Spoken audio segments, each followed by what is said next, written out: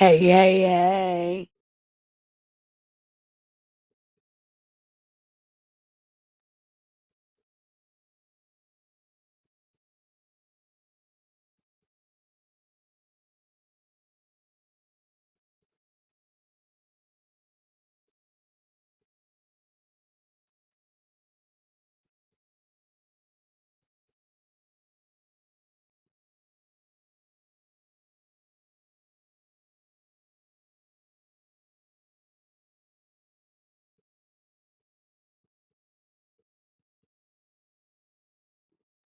All right, I'm gonna wait.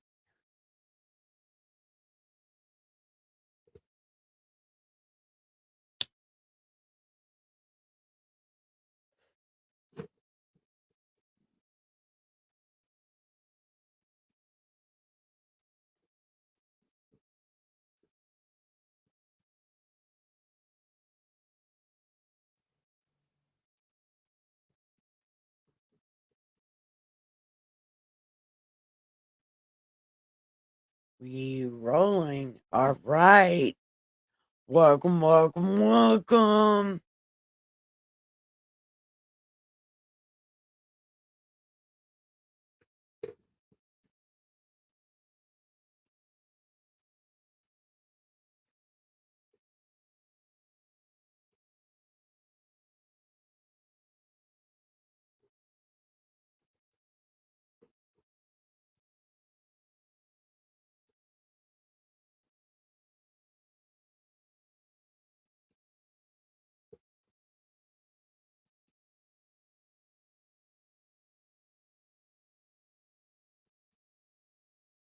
Okay.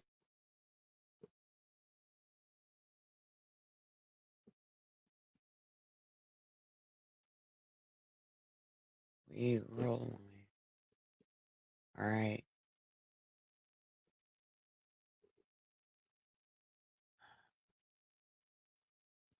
A whole house was. Okay. Long crime is doing that. So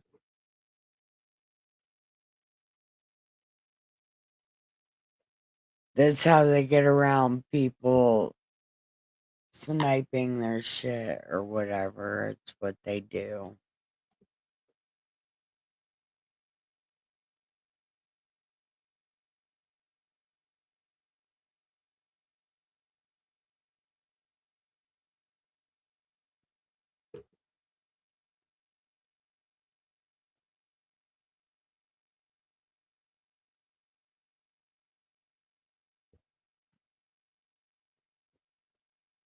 Okay. So I believe we went from that stop to Tokyo with the kids, and he had difficulty with drinking in front of them. He was trying to hide it, and yet he was dealing with some stress around his career. I didn't have a lot of details, but he was drinking at the restaurant, and the kids were kind of, noticing, but not really sure what to make of it. Objection calls for speculation and hearsay. She didn't say what they said. I'll sustain us to the last part of the answer. Okay, please continue, but don't say what they said. Okay, the kids said. Anyway, Johnny became upset with me for judging him. He was, I couldn't. It was like I couldn't win if I didn't do anything. If I didn't say anything to him about the drinking, if I didn't acknowledge it, it got worse. If I did acknowledge it, it was my fault and I was nagging. And I get it. I wouldn't like to be told what to do either. So, but it made him really angry. And the kids were on this press tour, and I was just concerned about them. I was concerned about them hearing us. Johnny screamed at me in the hotel room, and all I could think were the kids were in an adjoining room. What if they could hear us? I had just met them, and I didn't want them to think poorly of me and hate me, not knowing what was going on, in our behind closed doors. I remember it was name calling, and he eventually passed out. Do you recall what names he called you? Do you recall what he said? I heard at this time nagging bitch all the time. Called me a cunt. He even said that he made a mistake with me, and then he didn't want that when we touched back down, he'd get rid of me, and I'd go back to he said some disgusting things to me. I don't know if I need to repeat it. Okay, let's go with, Michelle, can you bring up Defendant's Exhibit 1090? You indicated, I think, that he passed out at the end of that. Did you take this picture? I did. Okay. Your Honor, I'd like to move the admission of Defendant's Exhibit 1090. No objection, Your Honor. Thank you. 1090 evidence. You can publish. Thank you. And where... Did CNA say they were coming? Did Deb say they were coming? was Mr. Depp when you took this picture? He was passed out with his head on the table in the hotel room, in our hotel room, not the kids' hotel room, in Tokyo, on that press tour. All right. Now I'm going to take you to August 2013. What, if any, discussions did you start having with Mr. Depp about moving in with him? Well, after this, I was getting close to his kids, and he had a stint of sobriety shortly after that, and it felt really good again. And shortly after that, he started suggesting that I let him rent my apartment for the vultures. That's what he called the press. And he said now that we were like a known couple, now that it was out in the press, that my apartment wasn't like safe effectively for me. And I had a modest apartment in Los Angeles, and so he started saying I needed to have security on me, or we'd rent out the neighboring houses because of the vultures. And it was a conversation, and then that conversation evolved into I should move in with him. Always wanted me to go with his security guards, wanted me to have his credit card. Obviously, I wouldn't accept that, but the conversation about moving in became, hard to resist, because I was increasingly becoming a part of his life, and also loving his family, and feeling like, more stability would mean more stability with him and his struggles with drug and alcohol use. And I thought I would minimize some of the jealousy and insecurity that he had. It was hard for me to justify working. Every audition, every meeting, every script I got was a negotiation or a fight. I had to justify it like as if I was saying, hey, let's have an open relationship. It was, and I thought that would be minimized if I could make him feel more secure. But, if we live together, certainly there'd be more security, right? And that was my reasoning. You talked still reading scripts and things. What, if anything, did you do differently in terms of pursuing your acting career? Well, I've always been really independent, and I've never imagined working. I've worked from the earliest time I can imagine. I come from, parents who worked until they literally couldn't anymore. I never imagined myself having to explain my job or justify my job, but I did, and I am independent, and I see myself as independent and strong-willed, and I had to bargain. Every time I'd get a script, it would be, I thought you weren't taking another job. I'd always say, are you kidding me? That's crazy. I have to work. I support my family. When I moved out to LA, I'd get a check for, a gig, $600 or something. I'd save half for me, send half to my family. I kept having to justify taking work by saying, I'm supporting my parents, I'm supporting my sister, I'm supporting my family, I have to work. And he would say, you don't have to work, kid, let me take care of you, my woman doesn't have to work. And that sounds really sweet and really romantic in some way, but it became a real fight. Every time I got a script, it was what kind of, how I was dressing, what kind of behavior I'd have, how did I have a sex scene? And then I started saying, no, I won't take the sex scenes, or, I'll take the part where I don't play that kind of character. Or then I started minimizing the kinds of kissing scenes that I had, and eventually I had to change the wardrobe that I could have in the movie. I couldn't have a sex scene, but that all, it didn't happen all at once, of course. It was little thing after little thing after little thing, and eventually I found myself pushing as many scripts off my desk as I could, picking the ones that had minimal makeup, dressed as conservative as possible, finding ways to minimize the scenes I had where I had a romantic involvement of any kind. It was a constant battle and negotiation. So let me take you back. Did you, as a result of your discussions with Mr. Depp about moving in, did there come a time that you did move in with him? Objection leading. Overruled. Thank you. Yes. Please, and let me ask you this. You have talked about penthouse, we've heard a little bit about penthouse apartments and suites. Could you just explain to the jury the different places that Mr. Depp had in Los Angeles and what they were called, just so we have some context here when we're going through all this? It's a little confusing, I imagine. He had about, I think, 4 or 5 mansions in this beautiful, border of Beverly Hills and West Hollywood, and they were all in a cul-de-sac, and we called it Sweetser, because that was the name of the street. And there, 5 houses, I think 5 houses, it could be 4, all, effectively, he had the whole street. Then he had about 5 penthouses downtown on the same floor of the Eastern Columbia building, which you've heard about, the ECB. And Sweetser was, Johnny's kingdom. One of those houses was like a whole house was his man cave. It was a studio, and it was where he made music and hung out. And we spent some time in there, but that was effectively Johnny's,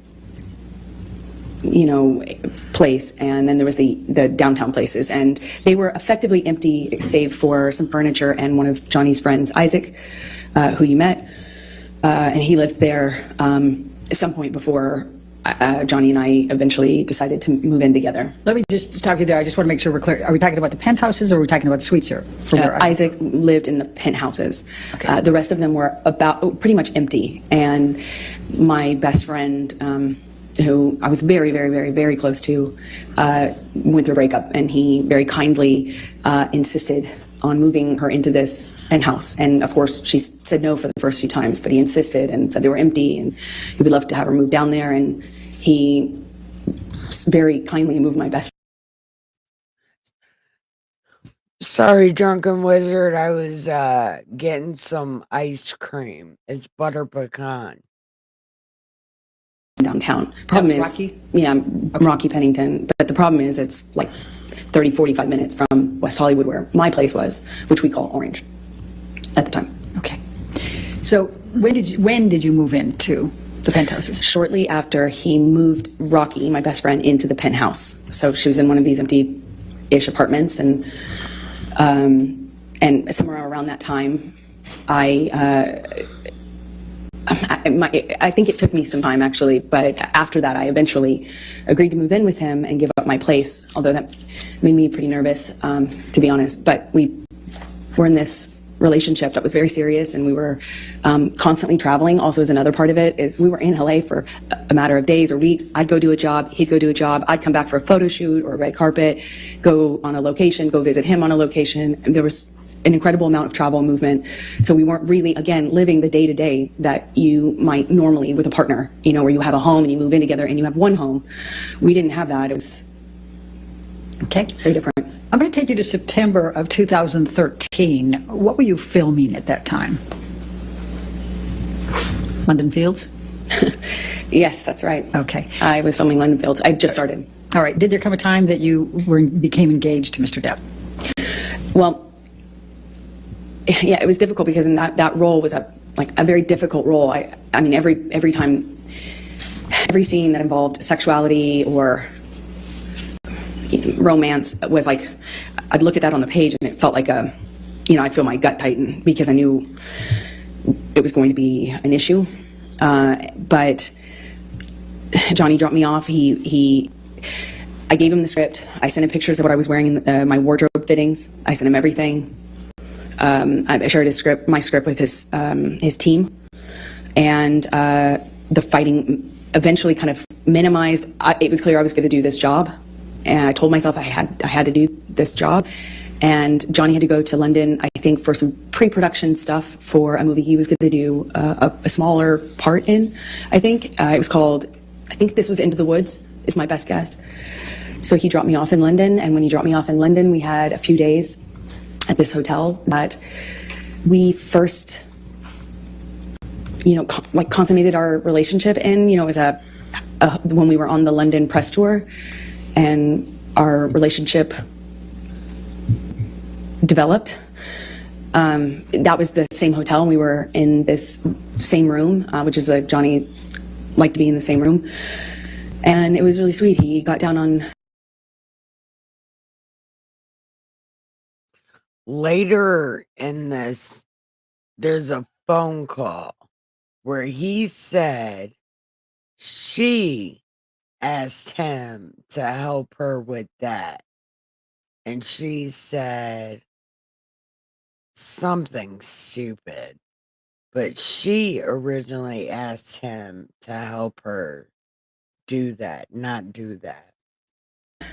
One knee and said, I want you to be my girl forever, my woman, my girl.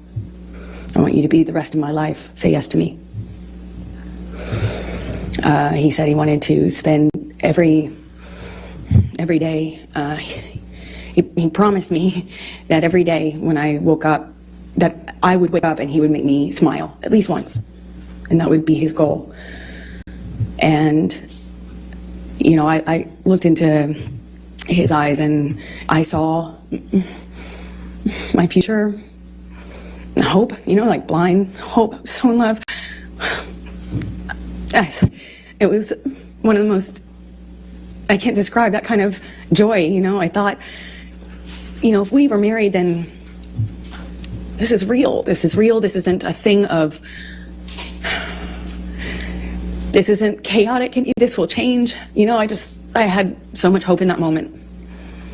And I just said to him over and over again, are you serious? Are you real? Are you serious? She thought, yay, money. Are you sure? Because he didn't have a ring. So I thought, is this an impulse thing? You know, my experience, Johnny, could be very impulsive. And he said over and over again, be my woman forever. I want you to be my wife, my wife, my wife. I of course cried, and we had a wonderful evening. And he left shortly after, and I was like, the next day I had to go to work, and I couldn't tell anyone, and I wasn't sure. Part of me was worried that he didn't mean it, or you know, or that he wasn't sure. I just didn't want it to be an impulse thing, so I didn't want to mention it. I didn't want to bring it up. I didn't want to. And I kind of I walked around for a few days like I had butterflies under my skin. And then he brought my dad out to London with my best friends, and my dad told me, you know, Johnny has asked me permission for your hand in marriage. And I felt like the luckiest woman in the world. So while you were filming London Fields and Johnny had gone back to L.A., what, if any, issues did you have with him on fraternizing with the cast? I'm going to ask, Michelle, can you pull up Defendant's Exhibit 188, please? Your Honor, I'm going to object on hearsay. Your Honor, I'm going to, let's pull up 188A. I've redacted everything but what Mr. Depp says. All right, On let's take a look at 188A. 188A. And submission against interest.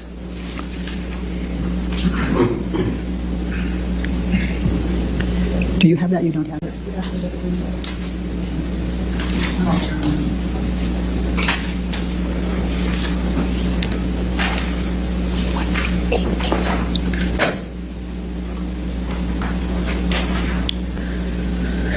Give that a minute. While they're working on that, can you tell us what transpired between you and Mr. Depp when you wanted to do something with a cast member? So, as I said, he came to London for his own work, and also he dropped me off in London, where I had to be for a few months to film this movie.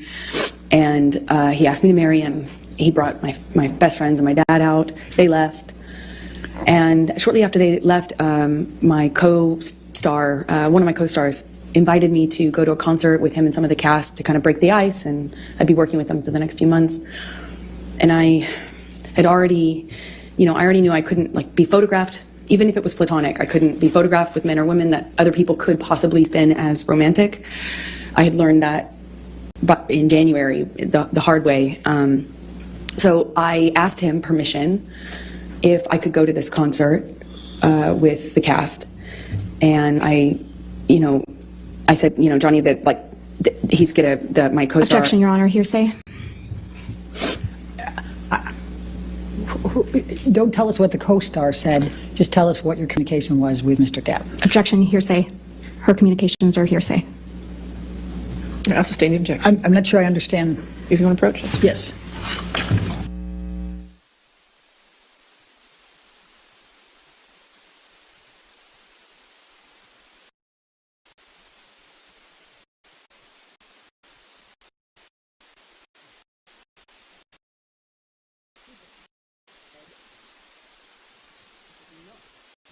that if I accepted the invitation and went out to a concert, that the engagement would be off, that the relationship would be off, and that I was foolish, naive, for thinking that people could invite me to a concert in a platonic way. I tried to say that it was fine. Objection, hearsay. She's testifying about what Mr. Depp said. I don't understand. All right, I'll overrule that objection. Please continue. Yeah, he said I was foolish and naive, that no one could invite me to, how could I be so dumb to think that somebody could just invite me to a concert? Why would they want to hang out with me? Obviously, it was because they wanted more from me, and that I probably wanted more too. You know, I was basically asking for it. You're going to go backstage. What are you going to say to the band? And then I know how this plays out. And who's the other girl going to be there? And how could you be so stupid? How could you be so foolish? You're more naive. You should be smarter than this.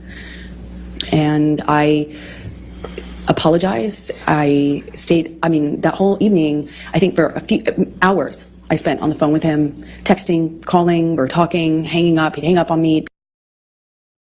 I could see him doing that because that's the first thing I said to Green Jello when I met them.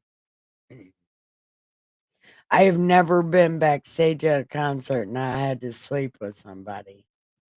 Be upset, and then send me cryptic messages about my foolishness. And you know, I'm already doing a movie where I play this, character where I was empowered. Like, I read the script and I thought this character was empowered sexually, and by the time I got Johnny's feedback on it, I had been convinced that actually I was just being used. That I was just being used. It was clear that that was all I had to offer, and I was too foolish to see it. And I had I'm just going to stop you right there because I'd like you to take a look at Defendant's Exhibit 188A. Mm-hmm. Is that in front of you? Do you recognize this portion of the text chain between you and Mr. Depp? Yes, I do. Okay, and this is on September 9, 2013? Yes, it is. Okay, and are these statements Mr. Depp made to you during that evening that you just described to the jury? Yes. Your Honor, I'm going to move the admission of Defendant's 188A. Any objection? No objection. All right, 188A in evidence as redacted. Do I have that redaction, or is that something you need to give me? I think we're going to need to give it to you hard Okay. copy. All right, thank you. Thank you, Your Honor. And if I can draw your attention to it, he first says, I don't want to make anything an issue, baby, but I literally have been on the ground just 14 fucking hours from leaving your side. Do you see that? Yes. And then he says, you know what I want, who I am, and where I want to go with us. You know very well what type of fucking man I am, and yet you lay a gauntlet before me that you know is the very species of danger that will always attract me into a very tempting test. What's behind that door? Almost impossible to even not take you on. You want me to roll the dice? This sounds more like an aggravated ultimatum than soft words that could help us make both feel better. Don't test me, please. Did he tell you that? Yes, he did. And what did you understand that to mean? It was clear. It was a threat that if I wanted to be... Objection, speculation. I think she can say what she understood it to mean. I'll sustain the objection. Okay. All right. Let's move on then to the filming of Mordecai with Mr. Bettany in October, November 2013. Where did that take place? in London. Okay. And what, if any, involvement did you have? Were you there for any part of that filming? For part of it, I happened to be in London already for the film I was just telling you about, and Johnny came to London shortly after to film his own movies. He did the smaller, I think it was a smaller role in Into the Woods, and then he was filming Mordecai after that. So after I finished my movie, I moved in with him into his house in London, a rented house in London. Okay. And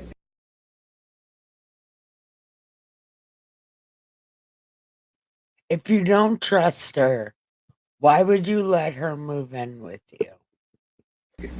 describe your experiences during that time period with Mr. Depp. It was really touch and go. He was filming with Paul Bettany, and there were days when he wouldn't come home, or they couldn't get him up out of on set. He'd be asleep in his trailer, sleeping whatever he'd done the night before off. I remember he missed a few days of work that way. It struck me because in my experience in our job, you don't miss work. It doesn't matter how sick you are, you go. It's millions of dollars every single day they're filming, and I had not experienced someone who could effectively just control the set like that, to that extent. And one day he didn't come home, and I was worried sick. I found out that he was in a hotel room with Paul Bettany. Objection, hearsay. Okay. Move forward, because When he came home, He is very philosophical, but I feel like he just talks that way to sound smart. And also, I could see him doing that. You know what I mean? Like, yeah, that seems like somebody who's fed up with her stupid shit. they had to carry him home. Objection, hearsay. did you see that? I watched it. Okay. Go ahead. Okay, please continue. I watched. Actually, I was shocked that he could do it. One of the security guards carried Johnny like a baby into the house, and I looked at that, and I mean his boots were hanging over the security guard arm, who had to negotiate getting through the doorway, carrying Johnny like this. And I watched this. His assistants and the other security guards shaking their head, just shaking their head, acknowledging this is how bad it is. And I remember thinking, this has got to be it. Like, this has got to change. This is it. And he was understandably very, very sick for at least 2 days, is my recollection. And in that 2 days, I had a lot of conversations with his team. I won't say what they were. But I felt at that juncture very encouraged. I'm crying, by the way. That everybody and myself were on the same page. And I felt encouraged that we were in a new chapter, that Johnny had finally hit rock bottom, and finally he felt like changing for good. And I felt buoyed, supported by these conversations I was having with people that he was close to, that he trusted. November 2013, did you have any contact with Lily Rose that led to any discussions with Mr. Depp? Objection, leading. What, if any, communications did you have with Lily Rose in November 2013? Objection, calls her hearsay, leading. I'm asking what her connection was. I didn't ask what she I'm said. going to sustain the objection if you want. Okay. November 2013, what, if any, interaction did you have with Lily Rose without saying anything she said? Objection, hearsay. It's interaction, Your Honor. I'm not asking for what she said. If you can lay a foundation out. Okay. Did there come a time in November 2013 that you saw Lily Rose? Yes, they came to stay with us for some time in the winter. Yeah, around November, I believe, 2013. When you said they, who are you referring to? Johnny's kids, Jack and Lily Rose. All right. And was there a particular incident that led to a disagreement with Mr. Depp? Objection, leading. Sustain. What, if any, interaction did you have with Lily Rose that led to an argument with Mr. Depp? Objection, leading. That, what, if any? If we approach from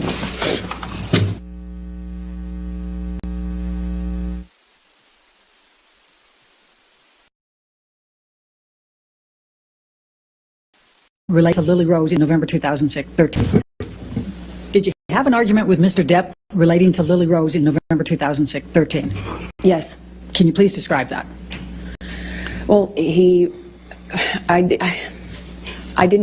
was, these kids were, I found them to be these beautiful, wildly intelligent little weirdos in the best way. They were, I was falling in love with them. She used that word.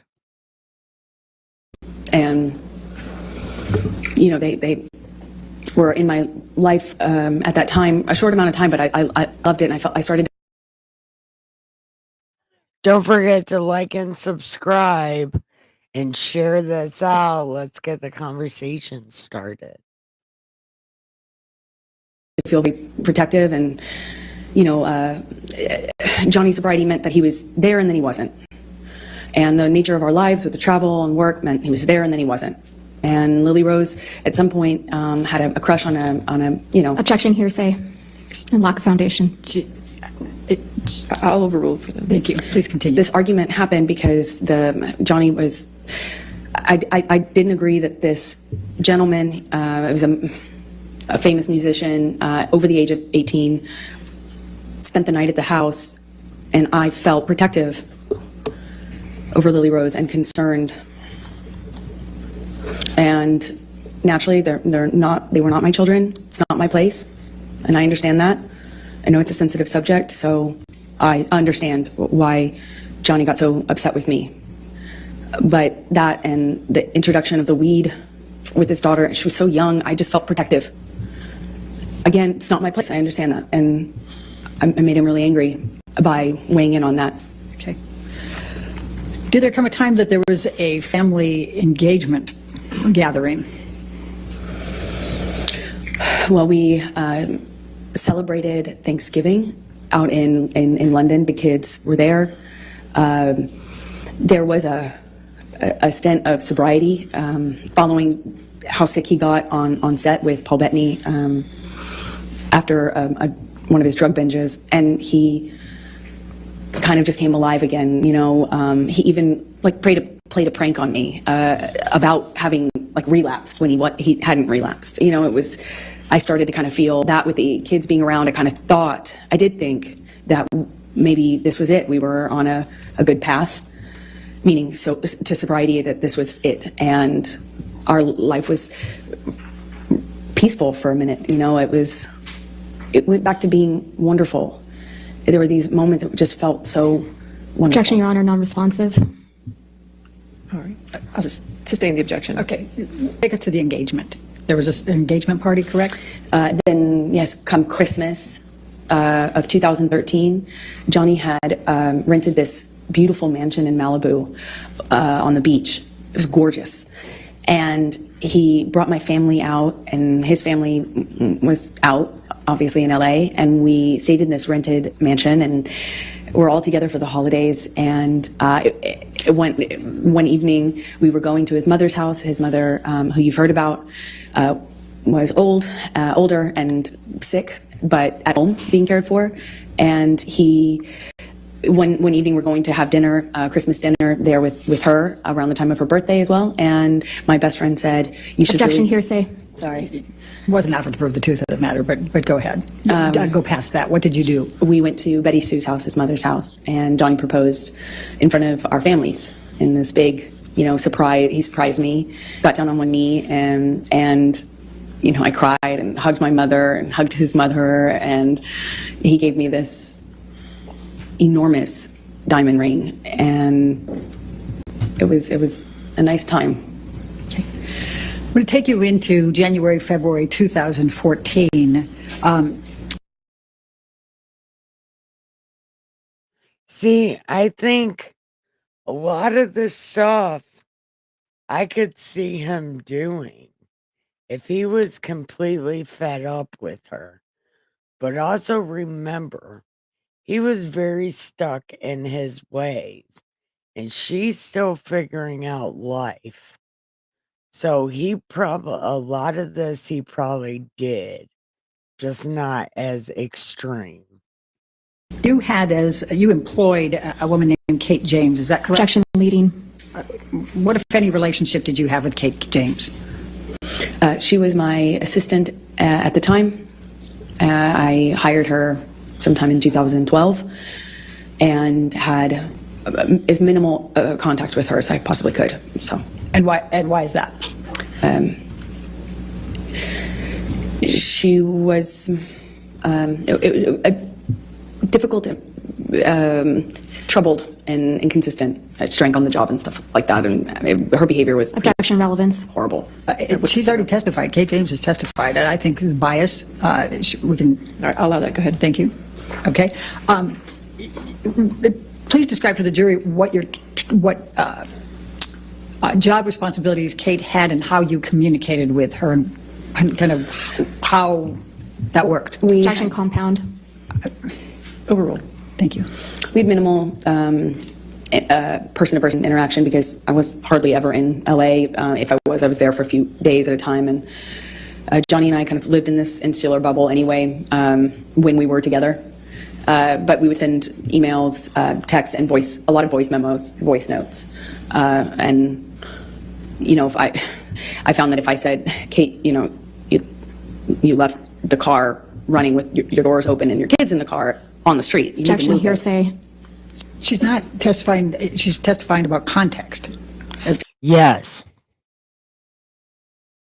But I don't think he was abusing her. I think he was stuck in his ways and she was trying to change him. They were just incompatible. They're like 5 generations separated. They had no business doing any of this. Sustain the objection. Next question. All right.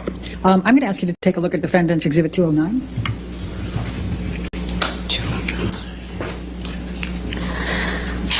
Your Honor, I'm going to object on hearsay grounds. All right. We're going to lay a foundation, Your Honor. It's still hearsay. Ms. Hurd, did you, may I lay the foundation first?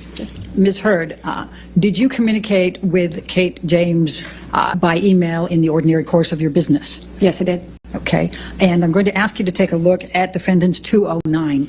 Is this a communication that was between you and Kate James that was in the ordinary course of business with her as an employee? Yes, it is. So, Your Honor, I'm going to move the admission of Defendant's Exhibit 209. Business records exception. Still hearsay, Your Honor. Business record exception gets the business record, but it's hearsay. If there's hearsay involved inside the business record, there's still objection to hearsay. Your Honor, the business records exception, I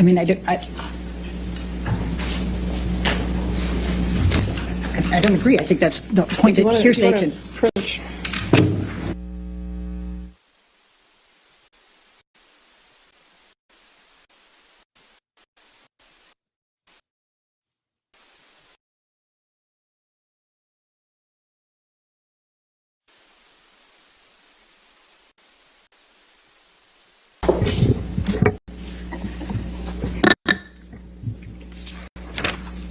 What, if any, communications did you have with Kate James about your issues with Mr. Depp?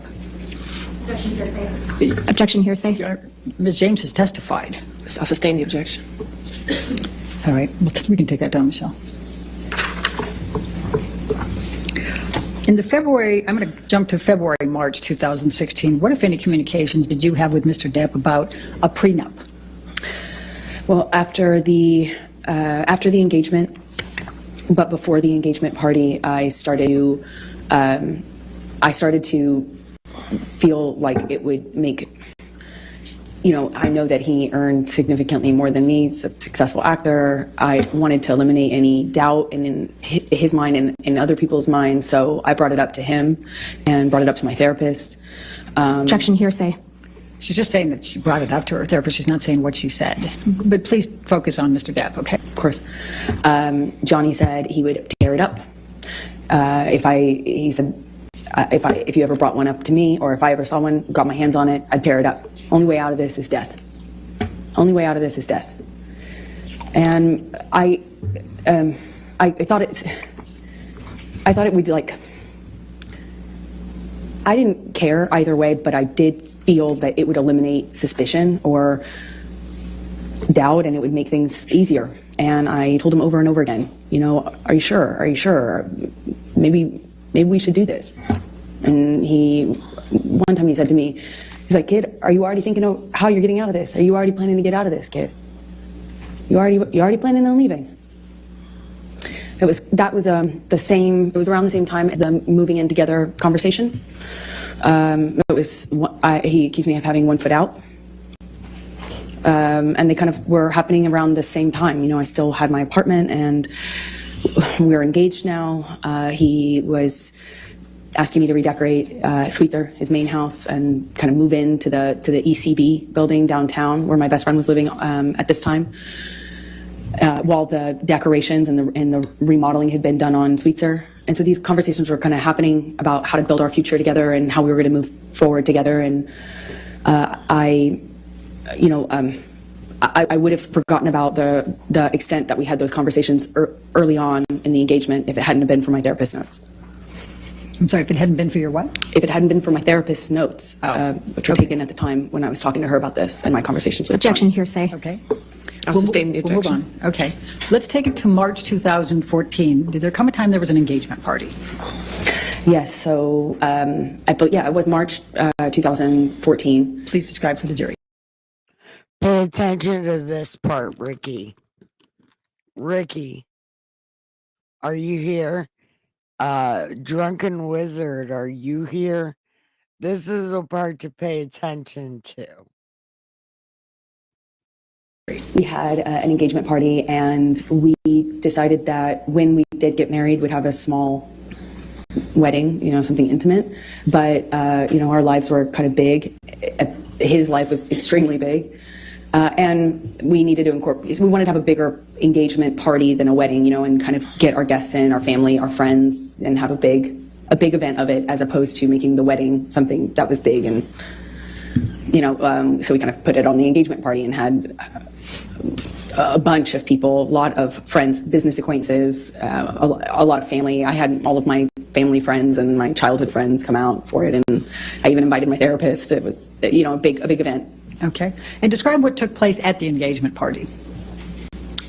We walk in together, and we took some pictures and said a few hellos, and then Johnny disappeared upstairs in, I guess it's like a coat room or something. It was in a big abandoned building that was rented out for events, and he disappeared upstairs almost the entire party, I would say. It was kind of came down at the end when we were leaving, and came down once because he was at the time sharing drugs with my dad. Objection. Speculation. Lack of foundation. How do you know that he was sharing drugs with your dad? I was there. I watched it. Please continue. My dad at the time was was addicted to the same thing Johnny was. And so my dad had, either my dad ran out or Johnny ran out. I can't recall which of the two ran out, but there was they needed more, of course, and had to leave the party. My dad actually left with Johnny's security to go get more drugs from... Objection calls for speculation. How do you know that? They told me. Hearsay. Sustain the objection. Okay. And they left to go whatever, and then they came back with drugs, and everything was okay in terms of the withdrawal symptom, or the, I don't know what you call it at that point, but he still stayed upstairs. And Are when... you referring to Mr. Depp? Yes, I am. Okay, please So continue. shortly after that, I tried to get Johnny to come downstairs, and he just snapped at me, just verbally told me to shut the fuck up. And I remember talking to my mom about the irony of it. Okay. We were at an engagement party, but that was pretty much it for the engagement party. And I went downstairs and entertained guests and smiled and took pictures and put on a face and went about my evening. All right. I'm going to take you to May 2014, the Met Gala. Could you please tell the jury what a Met Gala is and what's involved in that? Objection compound. Overruled on. Met Gala is a big event, annual event, celebrity event in New York. It's a fashion event, but it's just a major red carpet event. And you have to be invited, and it's kind of a thing. And we were invited that year. And I had already gone for the previous year or two, and this year we were going to go together. And at some point in the evening, we're sitting across the table, and Johnny starts asking me about this woman. He thought I was looking at this woman in a sexual way, and I kind of turned it around on him and said that it's actually... Objection hearsay. All right. It's context, Your Honor. This is I'll context. sustain the objection. Okay. Just say what Mr. Depp said then. I guess you can't tell us what you said to him. Okay. He was accusing me of flirting, and that's how the argument started. I don't recall what other accusations I was fielding at that moment, but typically in my experience with him, it wasn't just one. So you'd make a point, and then he would go on to a different accusation. But I remember that what started it is this accusation that I had been flirting at this event. We get back to the hotel room, and Johnny shoves me and kind of grabs me by the collarbone area, like not really my neck, but top of my neck, above my collarbone, below my neck. think at that point when we were still in the living room, I shoved him back. But I don't really recall too many specifics. I remember he threw a bottle at me. It missed me, but it broke the chandelier. And at some point, I remember, maybe this was the shove that I was talking about, but at some point, Johnny and I are in a struggle in the living room, and he kind of like shoves me down on the sofa, and I get up, and I'm trying to get him off of me. It's just stronger than me. I don't know how else to describe it. And at some point, he just whacks me in the face. And I had not, at the time, been, I think that was the first time I was like, is this a broken nose? At the time, I was unsure what that feeling was, but I suspected I had a broken nose. And other than that, I was relatively unscathed. But I remember my nose being swollen, discolored, red, and I took a picture of my face at some point and made a joke about it to my friend about how bad I looked compared to how... Objection, say. All right. It was not for to prove the truth of the matter. Yes, I'll sustain the objection. Okay. Okay. Just don't say what you told a friend. Okay.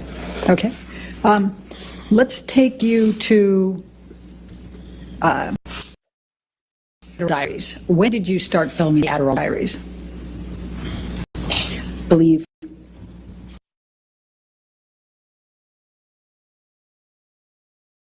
Hey, Jasmine. A drunken wizard is here somewhere. I think they might be looking for coffee. Oh, you said that. I can't read very good. Anyway, we're almost getting to the good part of Amber Heard's testimony. It's Saturday, everybody's asleep, and I'm making jalapeno poppers. May, I filmed another movie in New York, March, April, May. I went straight from that movie to another movie, an independent film with James Franco. The one I had previously shot was with Christopher Walken. That's right. Okay, so I went from one to the other and saw Johnny in these, in between. Like if I got a long weekend or, I'd fly home to be with him and then fly back. It was kind of like that. Fly back from where? Where were you filming those? In New York. Okay. And where was Mr. Depp at that time? Johnny was in LA at the time and then eventually went on location for his movie, Black Mass, in Boston. So you were in New York and Mr. Depp was in Boston at some point? Eventually, by May 2014. That's it. All right. And what, if any, discussions or arguments did you have with Mr. Depp relating to James Franco in that time frame of May 2014?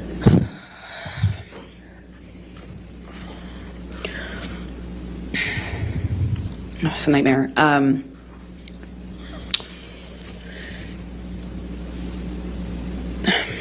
I wanted to do this independent film. I liked the story. I liked the character. I told him I'm not going to wear makeup in the thing. Objection, hearsay. Apparently, Ms. Beer, if you could approach, please.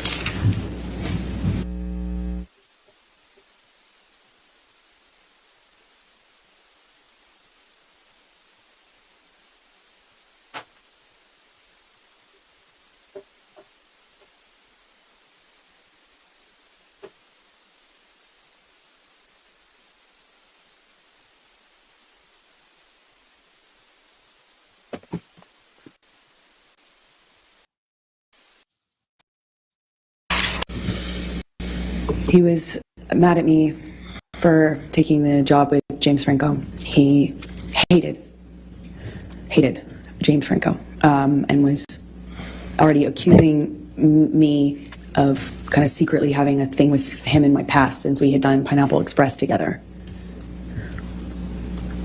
okay. So I'm going to take you to the Boston plane incident. We've heard about that earlier, May 24. Can you please describe for the jury what took place on May 24 relating to the plane incident? Well, I had spoken to Johnny, he's in Boston, I'm in New York, and I spoke to him. He had already been upset with me and accused me in many arguments about not telling him about scenes that I had, if I had a kissing scene, any sort of romantic scene. and I wasn't explicit about what I was going to do, then I was accused of having withheld information and hiding it from him. So I didn't want the fight, of course. I didn't want the argument, but I had to kind of eggshell tiptoe around how to tell him when I had any sort of scene like that. And I did tell him in this occasion. Objection, hearsay. We need to stay with what Mr. Depp said, okay? Okay, so he was upset with me, but he didn't sound coherent so much on the phone. He was yelling at me about how could you tell me this? How could you tell me this when I'm filming, when I have this scene that I'm doing? How could you tell me this when I'm working? Obviously, you couldn't tell him any other time because we were both filming, and I told him as soon as it was relevant, but he kept saying, how could you tell me this? How could you just tell me this? And it was like I had told him I was having an affair or something, he was that angry at me. But he kind of started to sound less connected to reality as these arguments would happen on the phone. This is in one day. Eventually, he hangs up on me in the conversation, screaming at me. I talked to his assistants. I won't say what they said, but I had conversations and felt encouraged that I could continue on with the plan, which was for me to get on the plane, go to Boston, pick him up, and we would go back to LA for his daughter's birthday. I was nervous because the conversation I had had with him, and he was so upset with me on that conversation, but I figured I assumed he had passed out and that he would have been kind of sobered up the next day, assuming that the work would mean that he felt pressured to kind of pull it together. And I get on the plane. He sent the plane, so I assumed he's not that mad at me. He's over it. We're moving on. He's sobered up. There had been a lot of talk about a sober plan, like a full detox, a full recovery, a doctor, a whole plan. There were talks of that following what had happened in London. So I was feeling like, okay, well, maybe we're here. And I get on the plane, it touches down and the SUV pulls up and it sits on the tarmac for a very long time. He knows I'm on the plane waiting for him. So I kind of started to anticipate that things weren't as I hoped, meaning that he was sober and had slept it off. And I'm sitting on the plane for a very long time waiting for him, and he finally opens the door and I see him get out of the SUV, and I can guess by how he's moving, how he's walking. I didn't realize at the time I had already become really sensitive to these little changes because my life changed depending on what he was on. And he gets on the plane, and I just knew in every cell of my body something was wrong. And he comes straight up to me, doesn't say anything to me, but is looking at me. He's got these glasses on, and he takes them off in this kind of aggressive manner and sits down across from me, not in the usual spot. We kind of have our places on his plane, where you get used to sitting. And I remember I got up and moved to accommodate him getting by so he could sit in the normal seat as per usual. He didn't. He sat across from me. At some point, and I don't really remember the exact sequence of it, we take off, and at some point he's asking me what's wrong with me, what do I have something to tell him? Do I have something to tell him? You want to talk to me about your day yesterday? And then it gets, I already know that he's drunk. I already know he's using, he reeks of weed and alcohol. His breath smelled so bad, and I could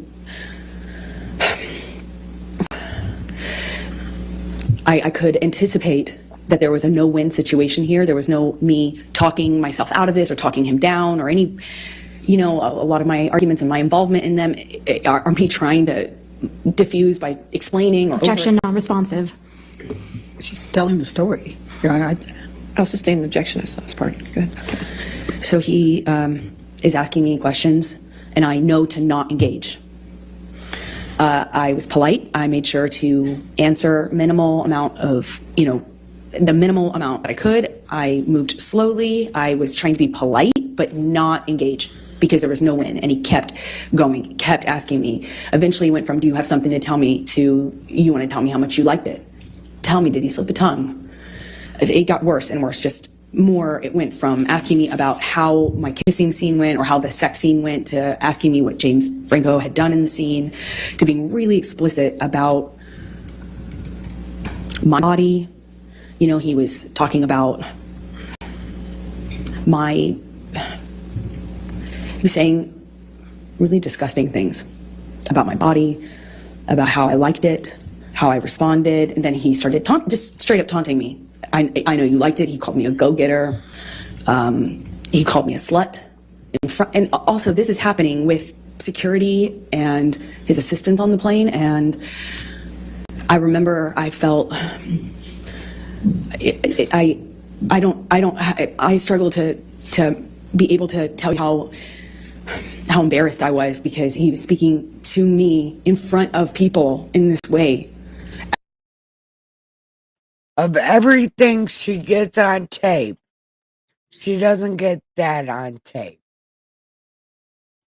Me if I liked it and if I was wet, and why I wasn't looking at him, and that was proof. I wasn't looking at him. That was proof that I was asking for it. Did I ask James to do this and this to me? And how about if he does those things to me? Insert sexually explicit descriptions of what he accused me of wanting or deserving. And I, at some point in this, get up and move to the front of the plane. And I remember getting up so slowly.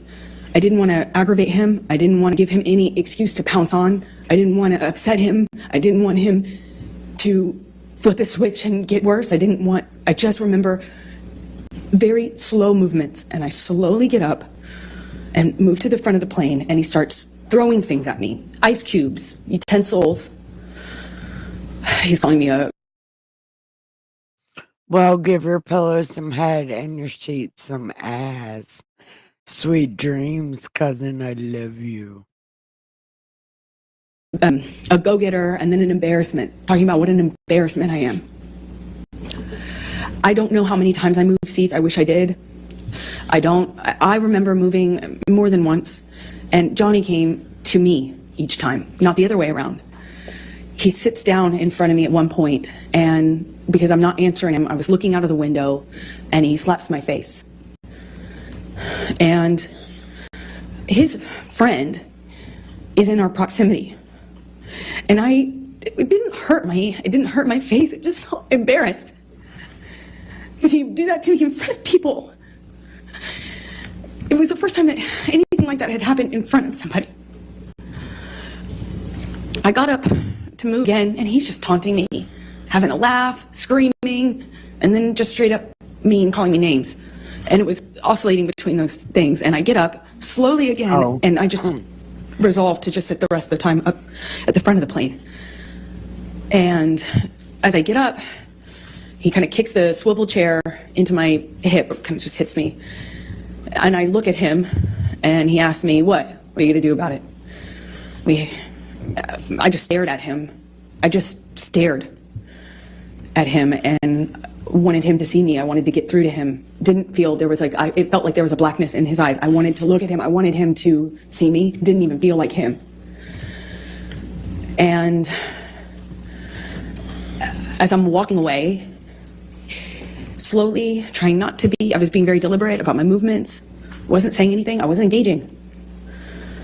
I am walking away from him slowly, and he tells me to hurry the fuck up. Hurry up. And I just look at him one more time, wanting to penetrate the monster to see the man that I love underneath that. The man I loved. And he tells me to hurry up again.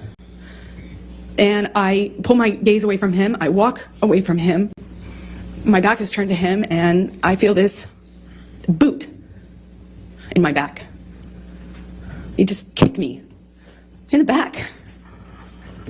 I fell to the floor. I caught myself on the floor, and I just felt like I was looking at the floor of the plane felt like a long time.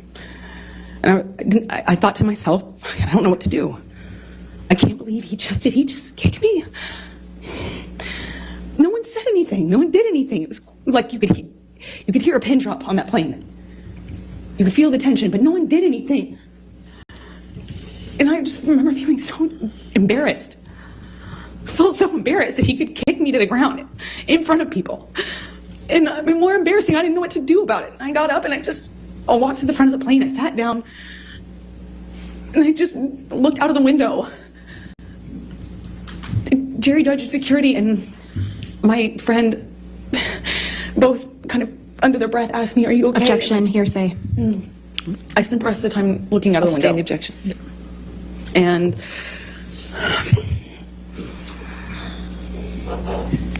Did there come a time that you tape recorded Mr. Depp on this plane?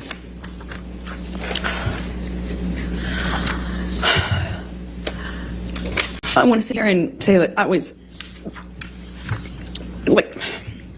telling myself I needed to leave him. But as he got worse, he demanded the oxygen tank from the flight attendant, excuse me, and he continued to drink and then eventually started howling like an animal and passed out in the bathroom with the door locked. Yep. And was howling, and I at some point pushed record on my phone because there was that 5% part of me. Objection, non-responsive. I don't think it's non-responsive. She's explaining what led up to her tape recording him and why. I mean, I can ask her, well, that's all of it. Why did you tape record him? Because I knew that Johnny wouldn't remember what he had done. I knew he would not remember. And if Calls for speculation. She can say why she did it and what she thought. But that last part called for speculation. I'll sustain the Don't say, objection. I knew. Why did you tape record? in my experience, when Johnny was that inebriated, he would not remember what he had done. Calls for speculation. How can that call for speculation? I'll sustain the objection. All right, let's go to defendants 221. And I'm going to play 3 different parts for it. Oh my God. Your Honor, may we approach, please? Here it comes. Okay.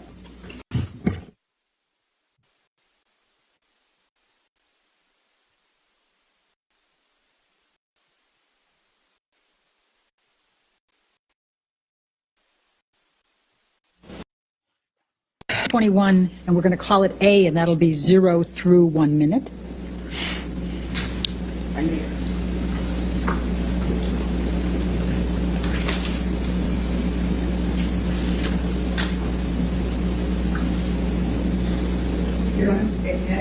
Okay, sure.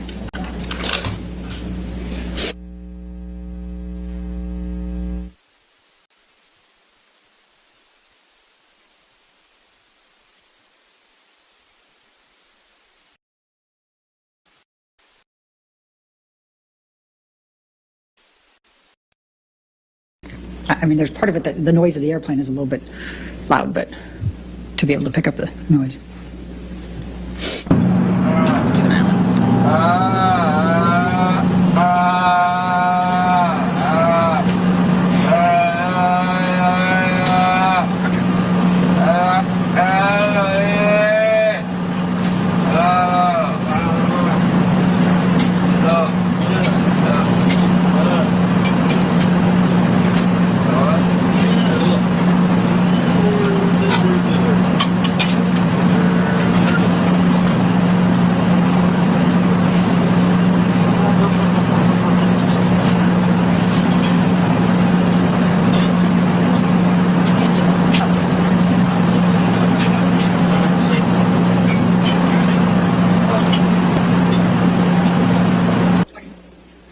And then the second one is from 2:50 to 3:20, 30 seconds.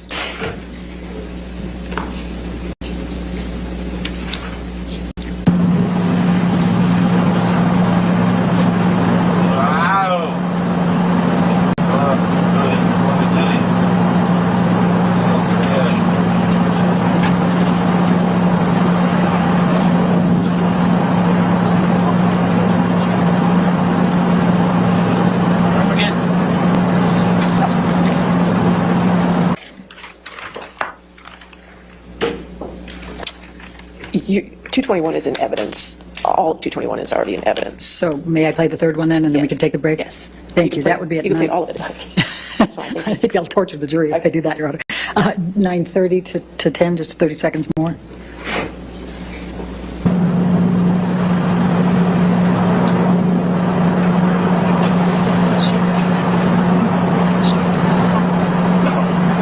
I'll take this fucking idiot. You should get sick.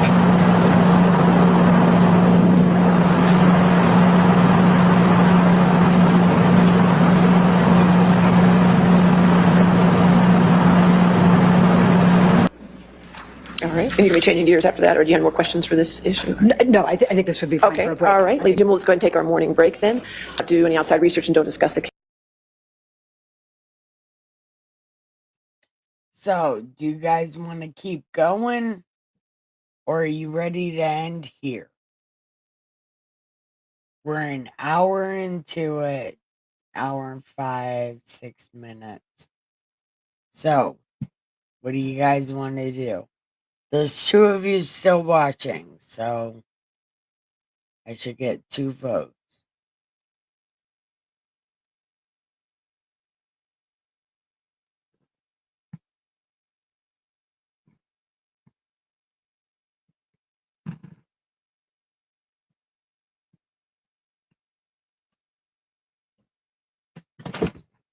Ow.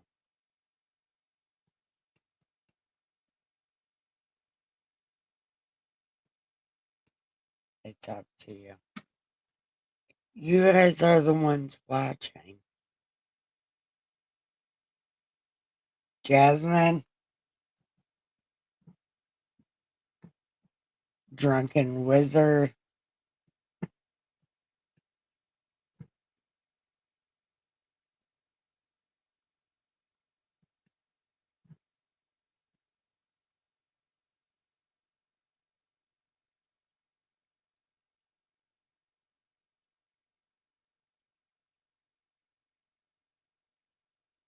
Oh, well, the next break ain't gonna be for a long time.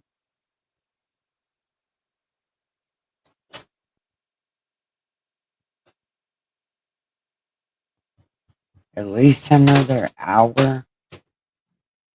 I don't know if I can stay up another hour. I don't think I can stay up another hour.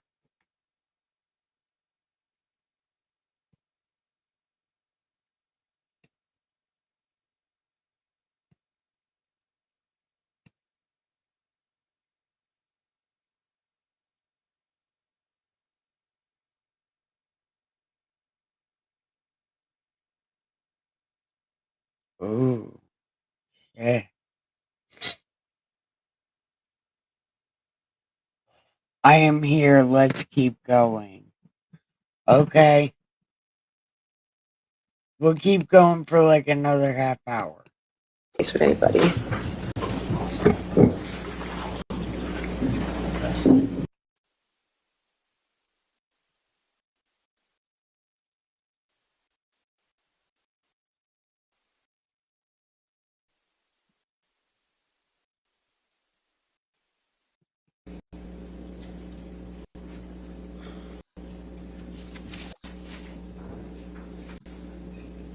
No, we can do another half hour. That'll put us at about an hour and a half. And that's a good amount of time.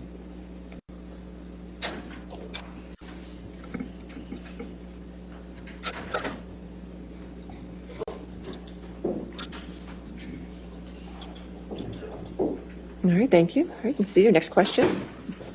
Thank you, Your Honor. Amber, following the plane ride, what did you do once you arrived, once you landed in L.A.? I called for a cab. A car to pick me up, met me at the private airport, and I left. I got straight off the plane as soon as we touched down.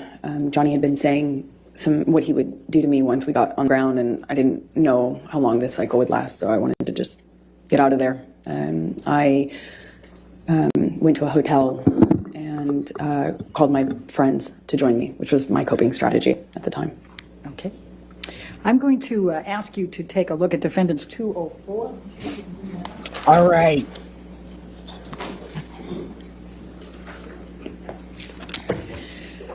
Did you reach out to... Objection, Your Honor, hearsay and bleeding.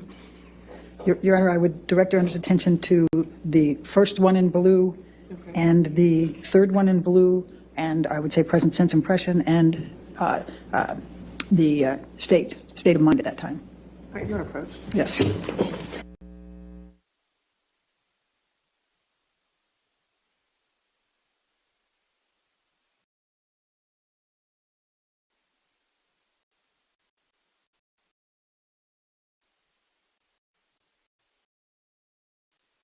Let's go to two. All right, let's go to 205. Defendants 205.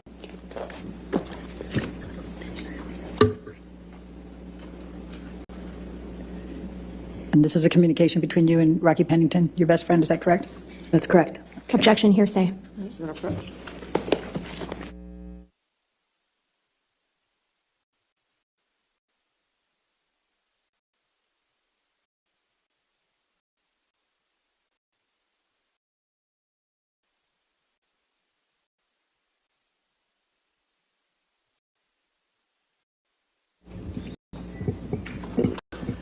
Needs to be redacted.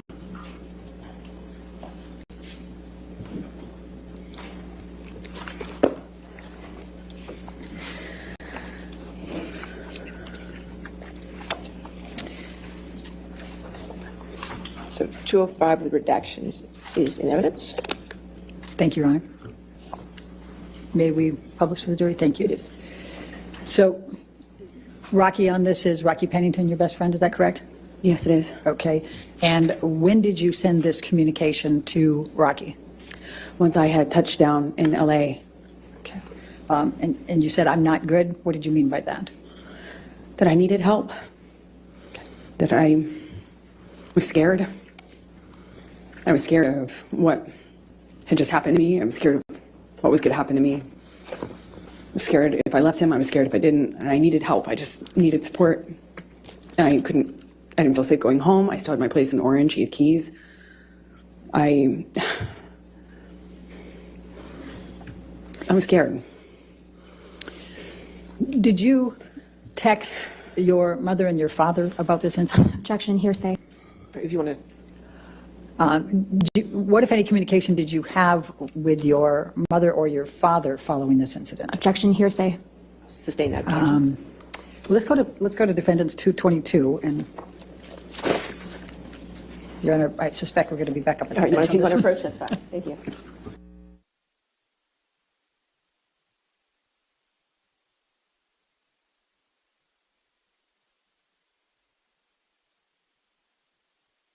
Them with this shit, man.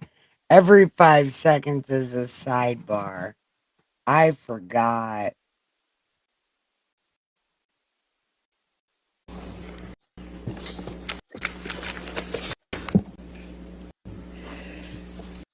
Yeah.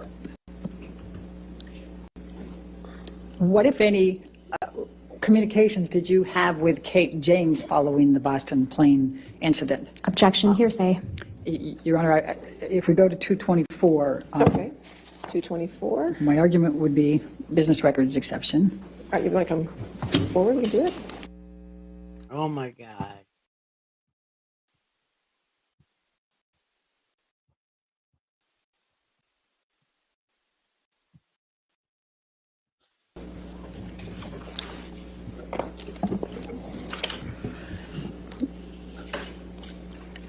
So what, if anything, did you do the evening of the 24th of May? Hi, everyone. Don't forget to I like reached out to and friends subscribe. and family, asked for support, Objection, hearsay. Sustained. and surrounded myself with them, with that. What, if anything, did you do for Lily Rose's birthday? That's why we had gone back to LA. Johnny was sick after having passed out on the plane. So I took her to dinner. We got about 20 minutes of this left, and then we're going to close it out for the night. So don't forget to press like and subscribe and come back tomorrow at 9:30. Went to Benihana's. 9:30 p.m.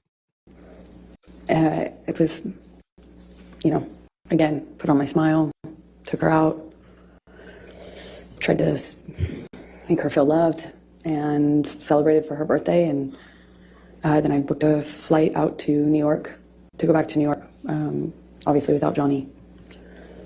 I'm going to ask you to now turn to 225. And Your Honor, I'm going to be referring to the last two blue spots on that page with the state of mind. mental condition? All right. It doesn't, it's still hearsay, Your Honor. May I approach? Oh my God.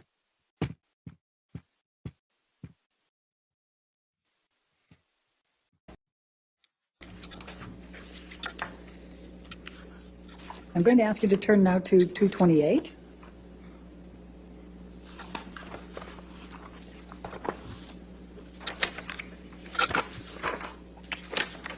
Your Honor, we're going to object on hearsay. First line, Your Honor, Okay. is all I understand in Your Honor's ruling, but I think.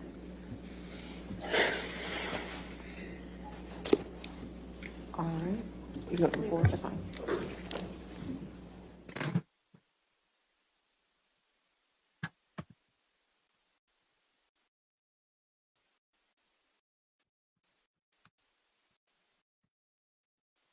Oh my God.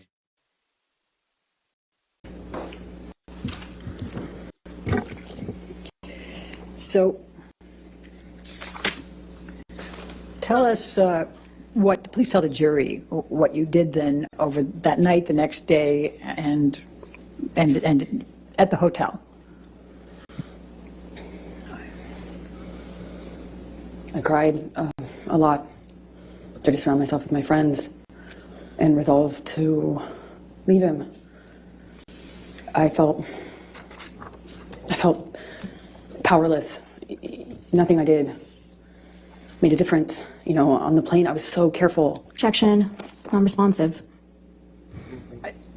Please just tell us what you did, and you can tell how you feel, but don't go backwards, okay? I resolved, tried to get the strength to commit to leaving him. I knew I had to. I knew nothing else would make a difference. So I got myself back to LA. New York. And started going to Al-Anon meetings every day. It's a support group for people who love addicts and alcoholics. What, if any, communications did you have with Stephen Deuters? Objection, hearsay. Your Honor, let me ask it this way. What, if any, communications did you have with Mr. Deuters communicating on behalf of Mr. Depp? Objection, hearsay. I would say agency on that, Your Honor. You have to lay a foundation for that. Okay. All right, let's go to 229A.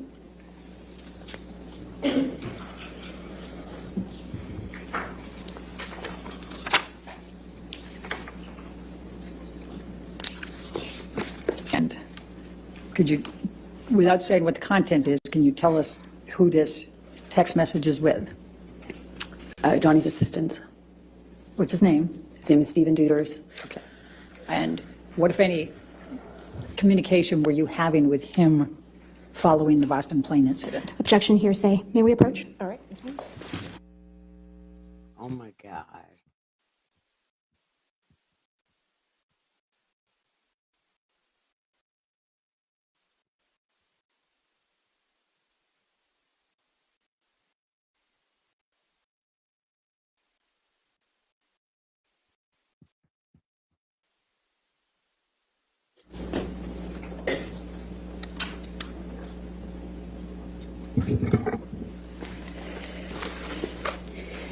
Did you communicate at all with Mr. Depp in the days following the Boston plane incident?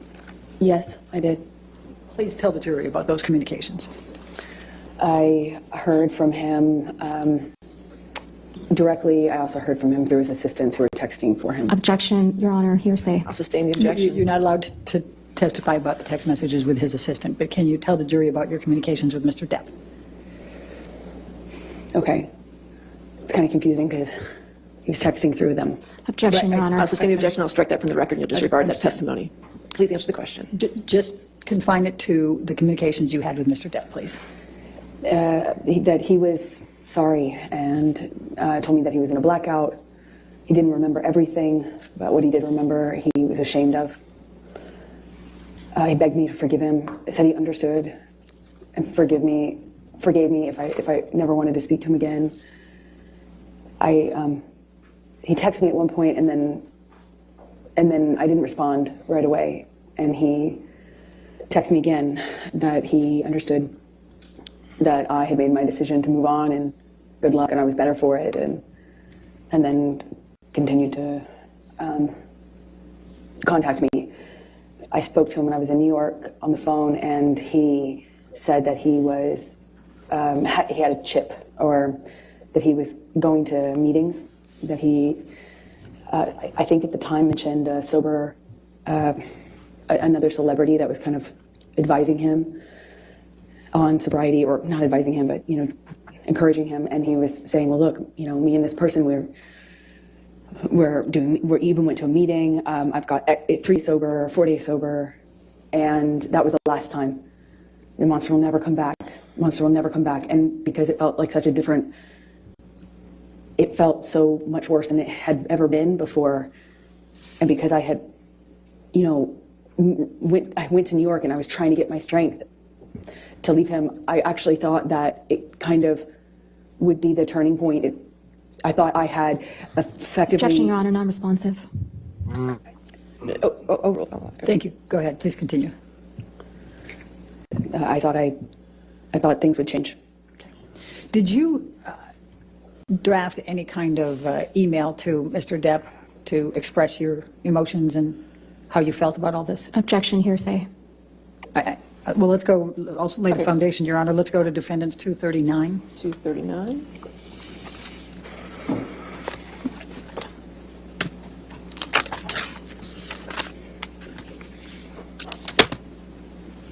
Objection, hearsay, Your Honor. And I would say both present sense impression and definitely state of mind, Your Honor. I'll sustain the objection. All right. So did you ultimately communicate to Mr. Depp what you first drafted up in an email without saying anything about what's in the email? That calls for hearsay, Your Honor. I'm just asking if she did. No, what she said. Correct. Okay. Overruled. Did you communicate to Mr. Depp what you had drafted in the email? And you get to say what you said? Yes. Okay. And what, if any, response did Mr. Depp have to your sending that email to him? He came to New York to fight for the relationship, for me, to prove that he was sober and he was committed to changing.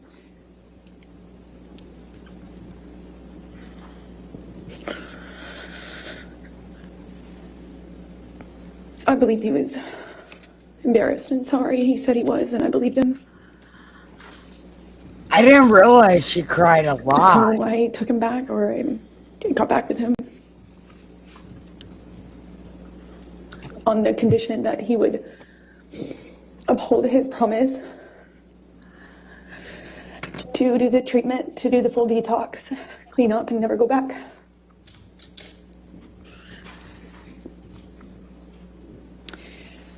I didn't realize she cried a lot. I thought it was just that one time. Well, I should use cry in quotations. So I'm going to take you now up to the June through August 2014 time frame. And I think you testified earlier, and others have as well, that Mr. Depp brought in Dr. Kipper and his group, correct? Yes, I did. Could you please describe for the jury what those next few months were like?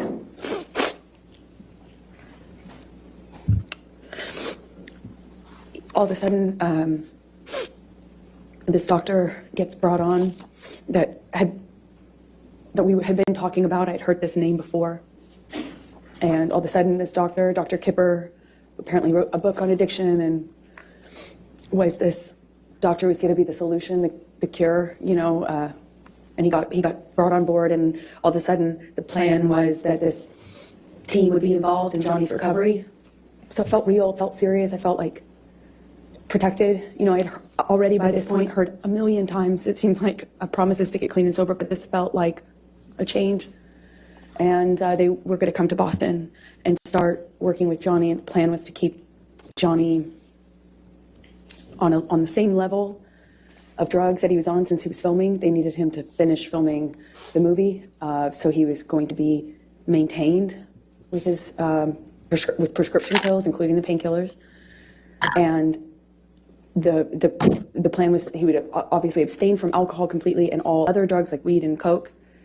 And then when he finished filming, the plan was to do the Objection, full Your Honor, detox. hearsay. And lack of foundation. I don't understand what the objection, I don't think it is. I think she was just explaining the context there. I don't think she was saying. We could just lay a foundation how she knew, but it's fine. How did you know that?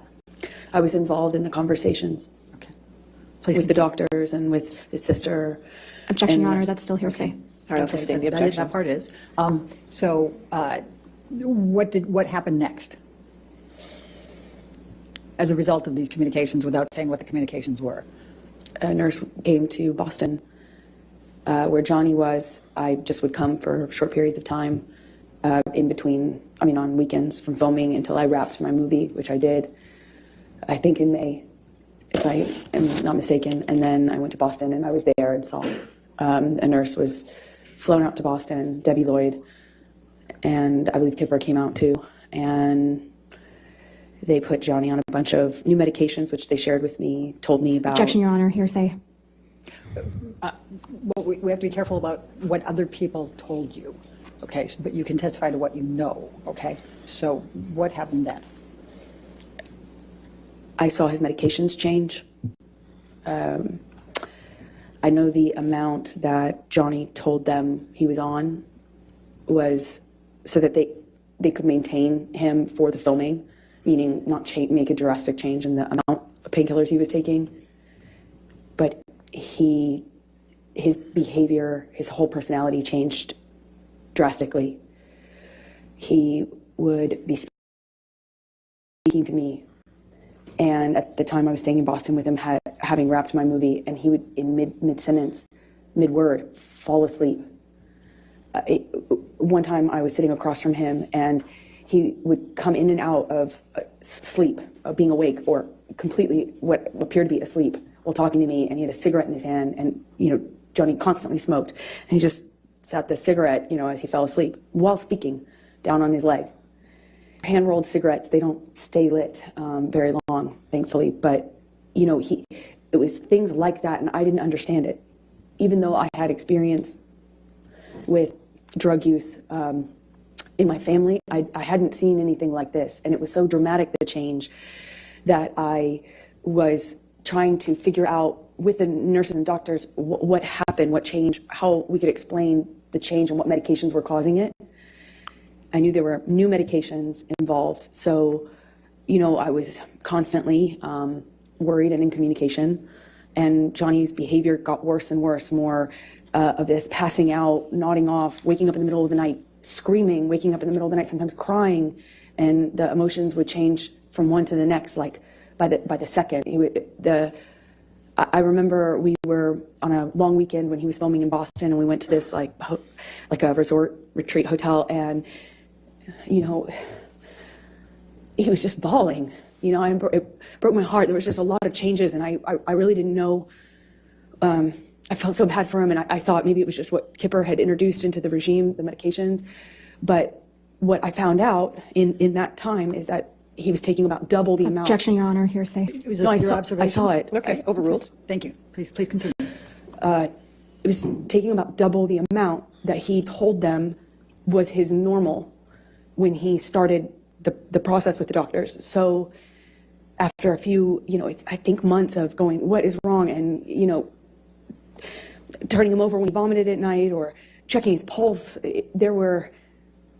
all of a sudden when I realized the amount was about double, I realized then he had been lying to them and me about the amount so that he could get extra high before he had to detox. But that I can't. It was such an agonizing weeks, months. It was so agonizing. I don't know how long it lasted, but I was so concerned for this person, and he had just been doubling up his meds because he didn't. So, Michelle, can you pull up 1092, Defendant's Exhibit 1092?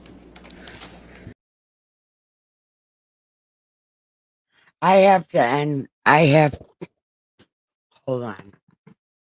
I have to end right here because I am falling asleep. Okay. Can y'all hear me? I don't know what's happening. Can you hear me?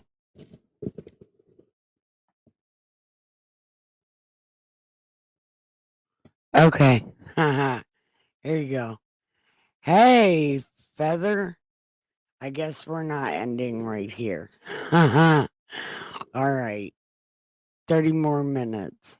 Just for you, Feather. I was gonna say I'm falling asleep, but I'm not now. Because, well, Feather's here. Can you hear me? I want to know. Because I don't think my headphones are working.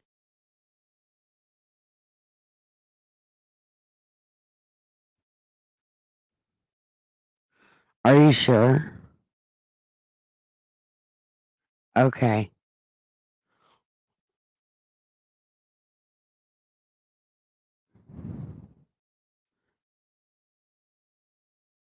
No, because you want to come and relax. We can do another half hour. Because I think that's all that's left until the next break anyway. Yeah. Like a half hour left. All right. Here you go.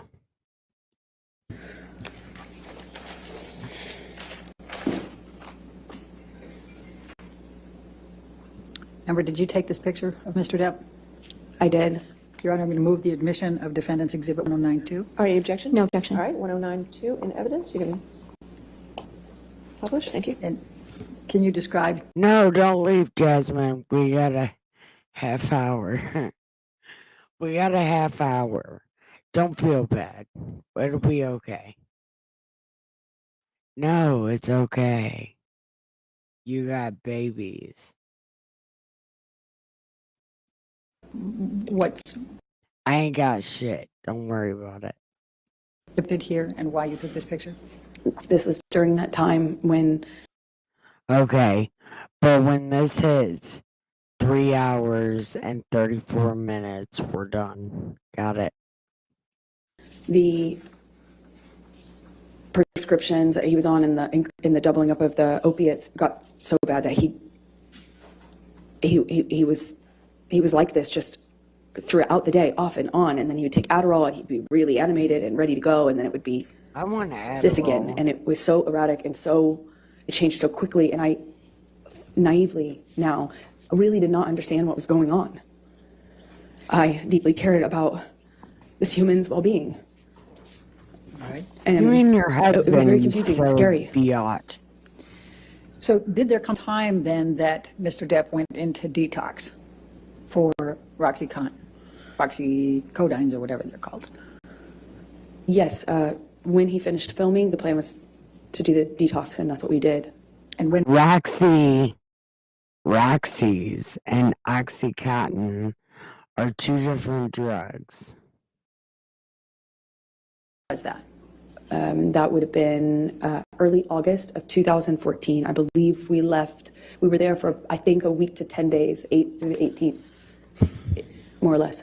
And we've heard some testimony about this, but can you please describe for the jury what took place I'm keeping my eyes open because you're talking to me. during this detox on the Bahama Islands in August 2014? It was, for the first few days, okay, peaceful. The nurse, and then later nurse and doctor were staying on a different part of the island, a few minutes drive by ATV, like 10, 15 minute, by one of those ATV vehicles. But we communicated via walkie-talkie and occasionally through text. And it was okay at first, and then the behavior, then it just really wasn't okay. It was up, down, he'd be mad at me, then he was wanting a hug, he cried a lot, and then he wanted to have sex a lot, which is just not like Johnny at all. And it was just like that. It was just up, down, mood, and it was like I felt like a constant was catering to the mood. That whatever he was going through at the time, I was just trying to adapt and kind of roll with it and provide support. I was taking his blood pressure. I was on a schedule and constant communication with the nurses about delivering the meds, giving him his meds at a certain time. I was just trying to take care of him. And a few days in, I guess the effects of the detox really started to change. And it went from this like erratic behavior up and down to just really down or mad. He would burst into anger at me, yelling at me. I crossed the table. I walked away from it at the table. I crossed the table in a certain way, and he screamed at me about that and tried to overturn this table. Luckily, it was bolted down to the deck. But I remember him shaking it and screaming. And at a different point, he was really calm and sweet and thanking me. And then another, he looked like he was balancing out, and we had a conversation, and he was saying he wanted to quit the detox, and he couldn't do it anymore. And I was trying to find the language to encourage him. I was trying to remind him how much he wanted that, how much he had told me he wanted that, how much I was reminding him, he told me all the time, I saved his life, he wouldn't be doing this without me. And I was telling him these things, and I was, at one point in our conversations, I told him about how... Objection, Your Honor, hearsay. Please try to continue without what you said, please. I said something to him, and he got so angry at me, he slapped me across the face. But he did it while crying. It was the weirdest thing. He was crying, saying no woman had ever embarrassed him like that. No woman had ever made him feel like that. I heard that for the rest of the trip too, just on repeat. And I felt bad. I feel bad. Still feel bad. But I didn't want to make him feel embarrassed. That's not what I wanted to do. It just was in over my head. I don't know how to detox someone. I don't know how to help them through that, and I shouldn't have been there. I don't. Why were you there? Because he asked me to, and I didn't know that was a phenomenally dumb idea. I don't know why why the doctors and nurses didn't tell me not to. I had no idea what that was going to look like or be like, and it was hell. We're on an island. I'm trying to take care of him, and he was hallucinating and... Objection, Your Honor, non-responsive. Overruled. Screaming at me for things that I said when I didn't say I hadn't said anything. I would tell him, Johnny... Objection, Your Honor, hearsay. Well, I think in the context, Your Honor, it's not offered to prove the truth of the matter asserted. What's it for? It's just telling the context of... I'll sustain the objection. Thank you. Please continue and just say what he says and what he did and what your observations were. He was accusing me of having a man in the house with me. We were in a single, in a cabin. It's basically one room with a closet and a bathroom. There's nowhere to hide, really. There's a closet and a bathroom. And he, at one point, told me that I was hiding somebody in the house. Another point, he was communicating with someone not in the room. It would yell at me and then yell at someone else who wasn't there. And I tried to ask for what I should do. I didn't know what to do. It was terrifying and strange. The whole week was... So after you left Bahamas and finished with the detox there, where did you go from there? We, meaning Debbie Lloyd, Absolutely, Father. Dr. Kipper and I and Johnny, we flew back to LA, and he was going back and forth between saying he wasn't going to continue to, he was committed, it was back and forth. Everything was up, down, erratic, changing every second. And we got to LA, and Debbie and Kipper communicated with me. I won't say what they said, but I decided it would be probably in everyone's best interest if I went away to a hotel. Johnny put me up in this room in this hotel while he finished the process of detox in LA, and I had my friends out with my girlfriends there to support me. It's per usual. So Michelle, can you pull up 272, please?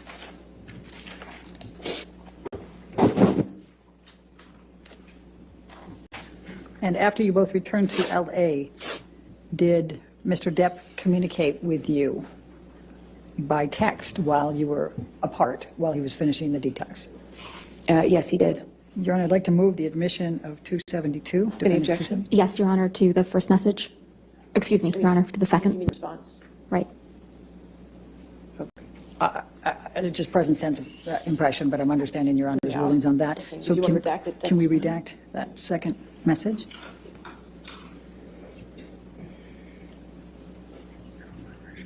It's okay. I'm yelling at her on mute. I gotta be quiet though. Everybody's All right, asleep. Your Honor, All right. Any objection to 272 redacted? No, thank you, Your Honor. All right. 272 is in evidence, and we will publish. And Amber, I'm going to show you now what is Defendant's Exhibit 272, and this is on August 20, 2014. It's a text message from Mr. Depp to you. Do you see that? Yes, I do. Okay. And just so that we can highlight here, he's calling you. He says, just to let you know that I'm fine, my angel. I miss you, of course, but this was the right thing to do to speed up the process. I love you more than life. Yours, Steve. Do you see that? I do. So what, if any, expressions was Mr. Depp giving you at this point that he was angry with you ever having to help participate with the detox or to be on the island or anything along that line? Objection, form, compound. I'll allow it, but just for trying to keep the record clear, 272 has already been entered into evidence without that redactions, and there wasn't any objection. So I would wish if I could have both sides to keep track of their evidence. It's not my job to keep this. Thank you, Your Honor. And I just got a note to that effect. So Okay, so 272 is in evidence for that. You can clear the redaction and publish it.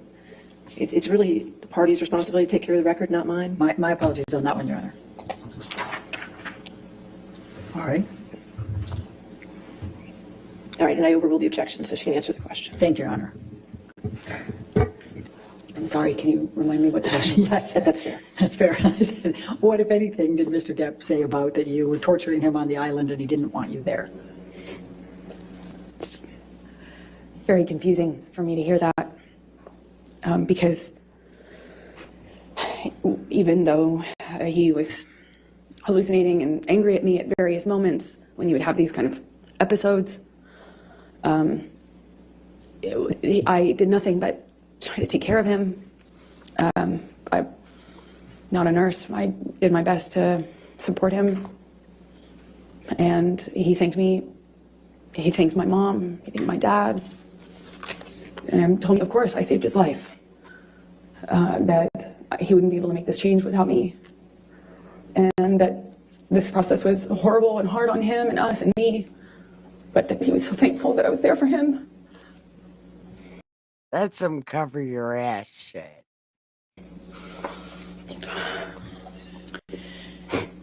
Okay, we can take this down now, Michelle. Thank you. And I'm going to take you up to September, October of 2014.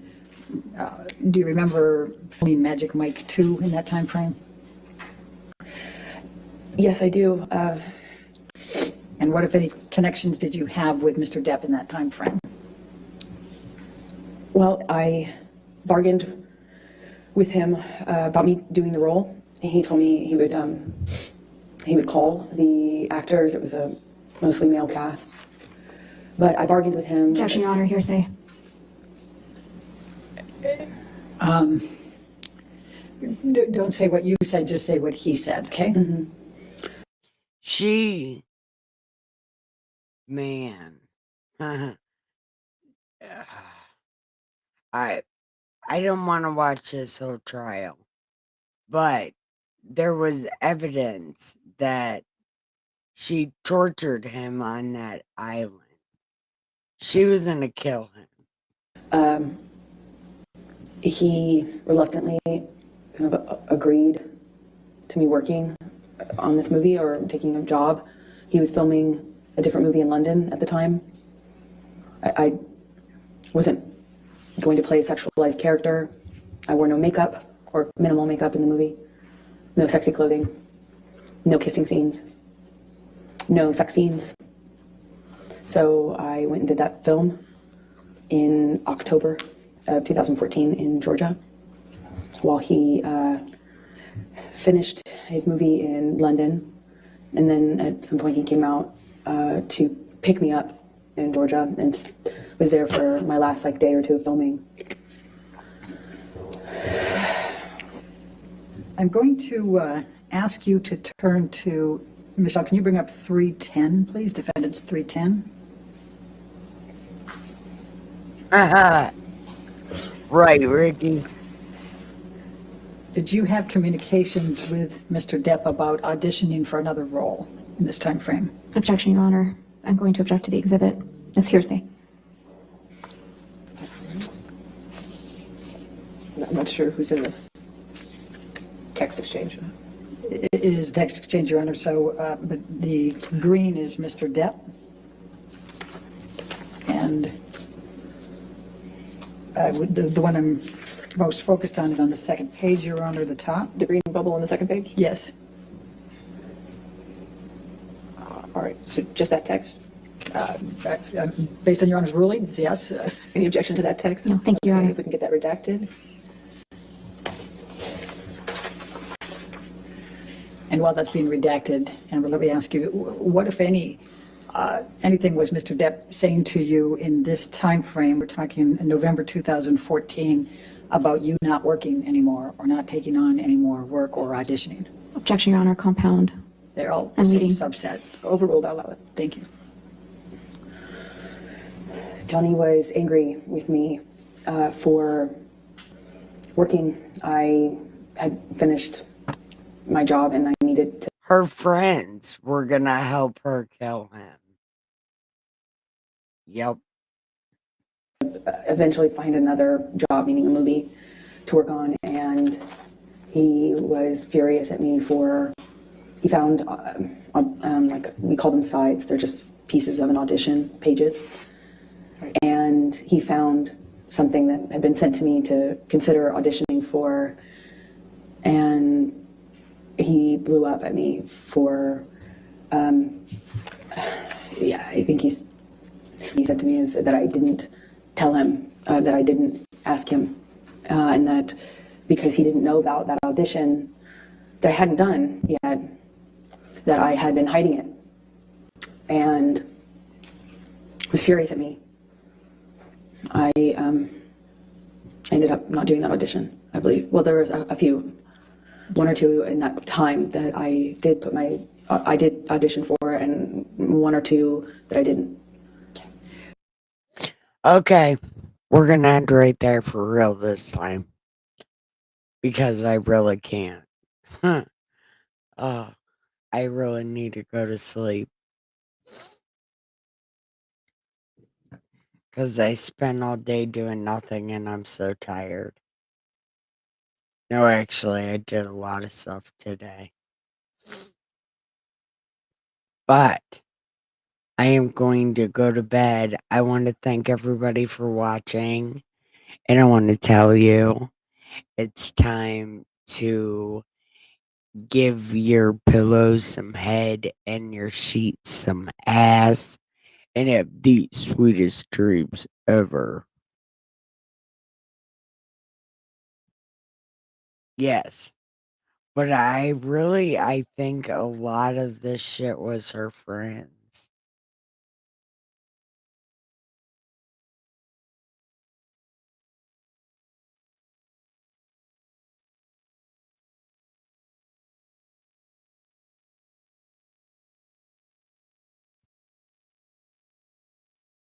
Yeah. I love you guys. Good night. I love you, Ricky. Good night.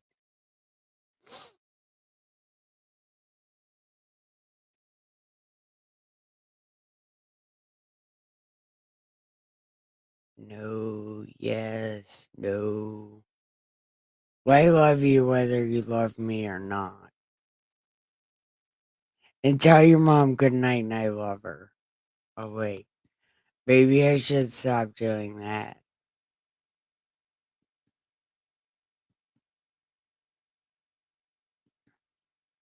Okay, there we go. I love you guys. Ricky, I love you. I'm ending this stream.